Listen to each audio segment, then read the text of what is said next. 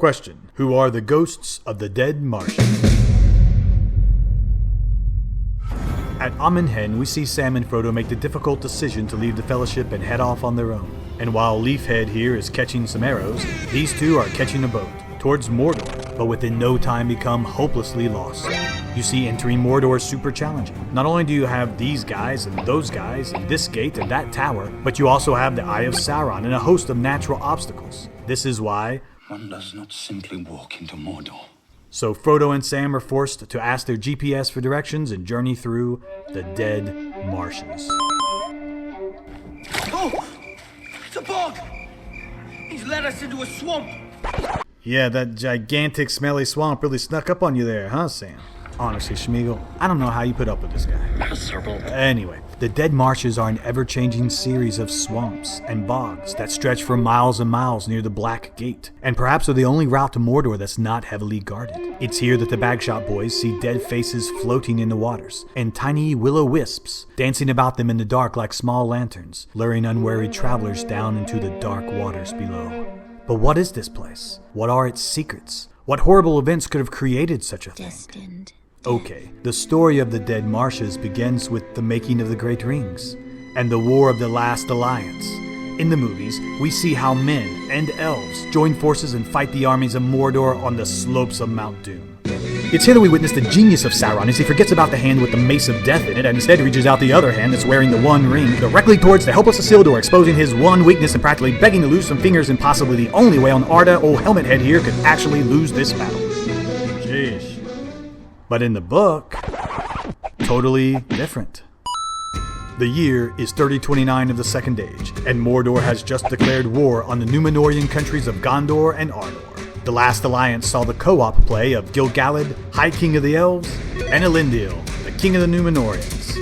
As the southern armies of Gondor held Mordor at bay, these leaders raised huge armies that united at Weathertop before traveling to Rivendell to train together with the Elves of Elrond.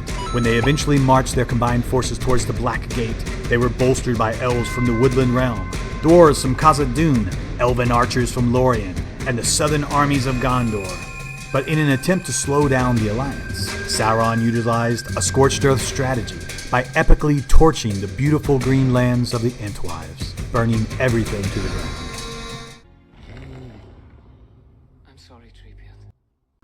The land became a desert, and even thousands of years later never recovered, renamed as the Brownlands. But the armies of the Last Alliance advanced nonetheless. The greatest battle of Middle-earth was about to begin. Having no love for fighting with the others, the elves of the Woodland Realm and Lorien rushed into battle, but were sorely beaten back into the marshlands to the south and routed. Tens of thousands of elves died in the swamps.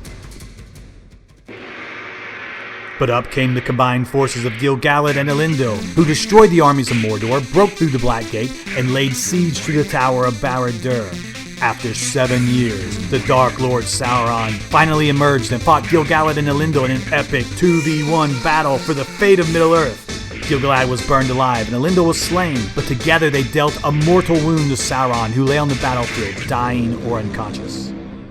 Isildur heroically tipped in after the battle was over, courageously removed a finger from the defenseless Sauron, and took the ring. The battle for Middle-earth was over. What about my swamp? Okay, the Dead Marshes are the very swamp where the elves of the Woodland Realm and Lorien were killed during the great battle against Sauron. This guy is this guy. Yep, the Dead Marshes hold the body of the fallen elves, along with many of the men and orcs they fought against. Whether by some dark power or not, the remains of the fallen are preserved in the swamps, and even 3,000 years later can still be seen by Sam and Frodo. It's unclear if we are observing their actual bodies, or just a ghostly reflection of their spirit. But luckily for our heroes, the sure-footed hobbits are light enough to walk on the soft ground, have the direction of an excellent guide showing them where to step, and the good hobbit sense to avoid the lights and the dark waters, which ultimately allows Frodo and Sam to simply walk into Mordor. Take that, Boromir.